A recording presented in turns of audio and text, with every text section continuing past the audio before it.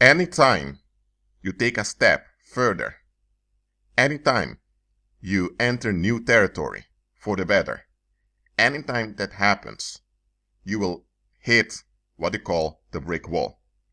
That is a metaphor for spiritual resistance. Let me explain. I'm going to use an example. Let's say you are from a middle-class family. Your parents work from 9 to 5, as did your grandparents and your great-grandparents.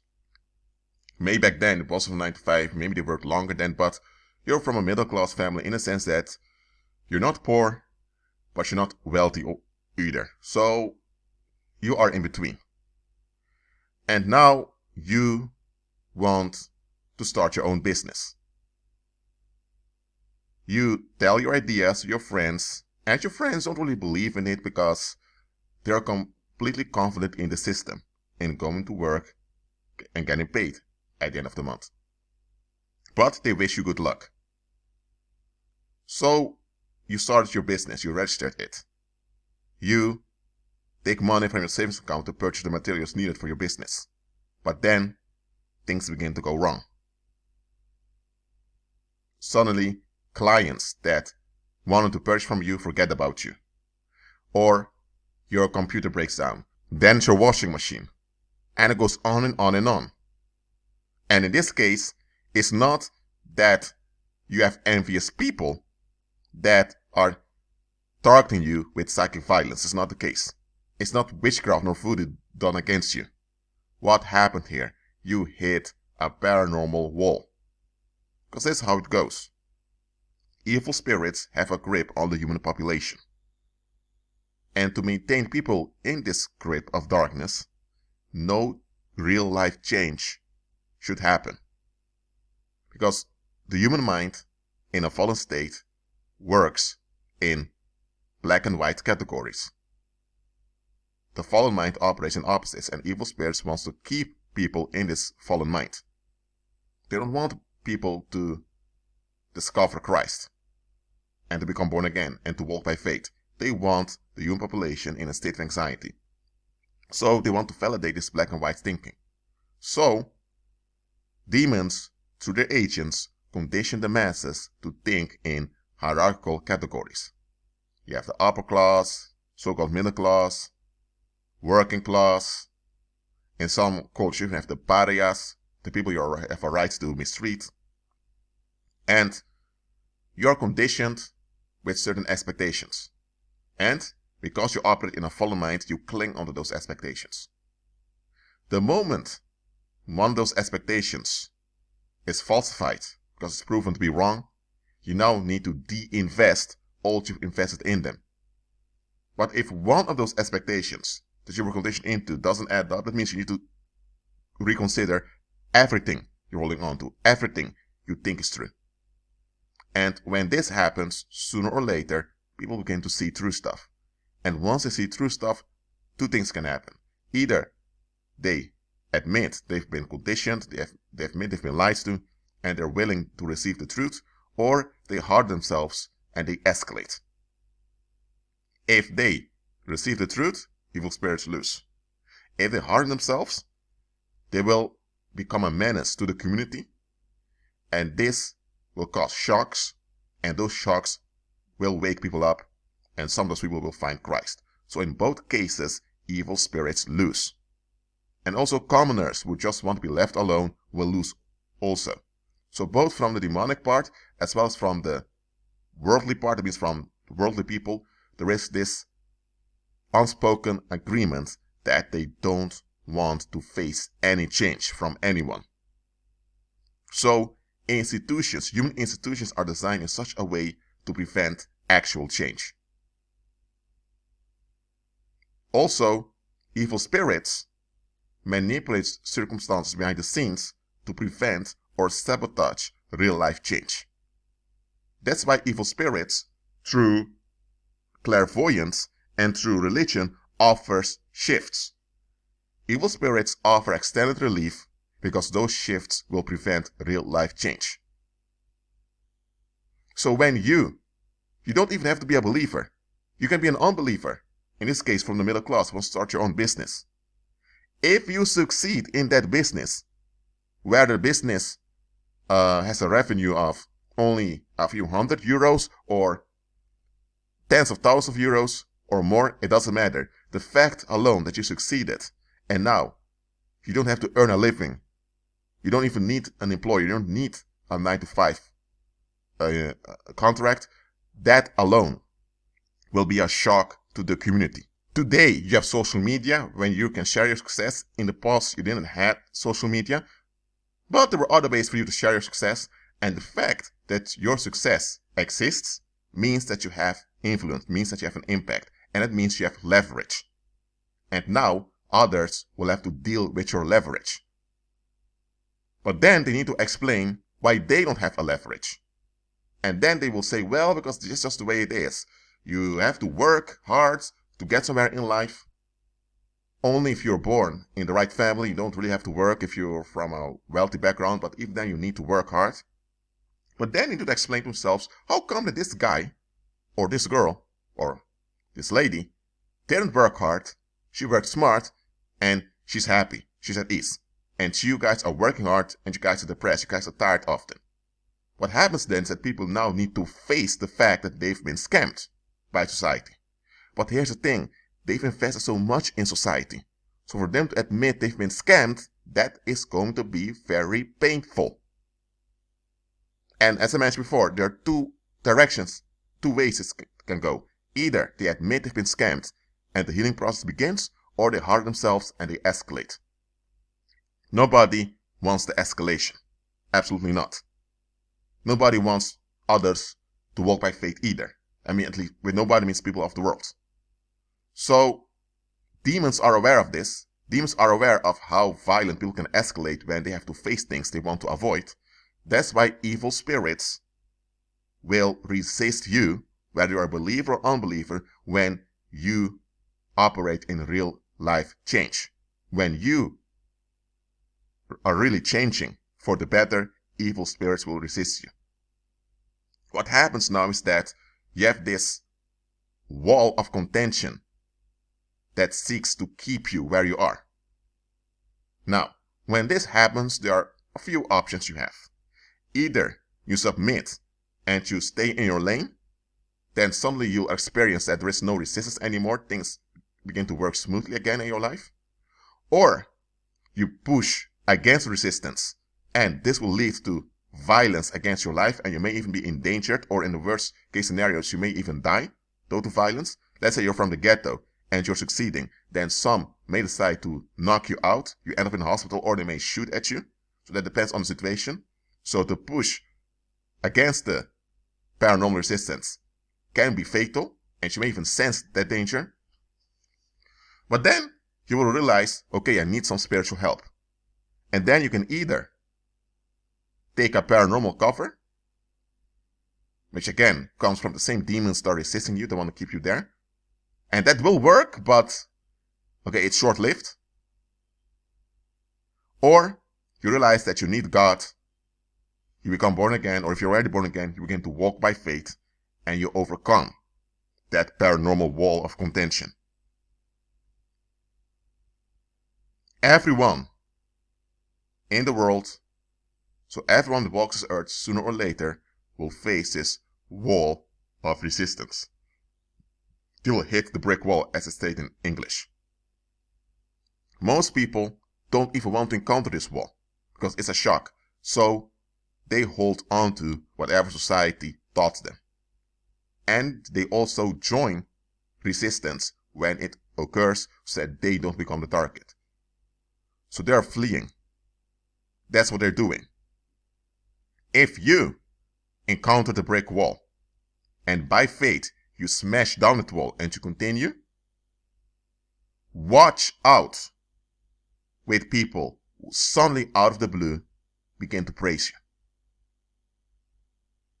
Just think about it. If you have a prison complex with thick walls, and above those walls, on top of those walls, you have armed guards walking around.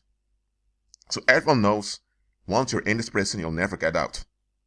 And you'll not be released either, so you're doomed for life. till the day you die, you have to be in this prison. Because the only way out is to either you have to be released, that's not going to happen, or you have to jump over the wall, and on the wall, you have those armed guards who will shoot you.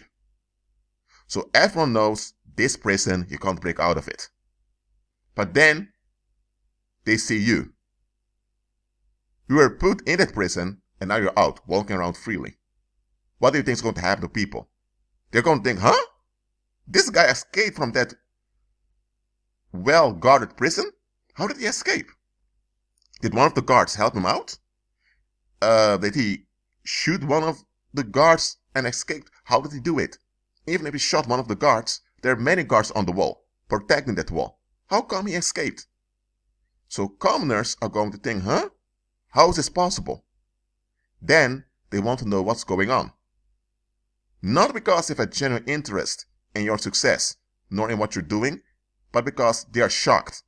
They are offended. They are upset because something happened that shouldn't happen.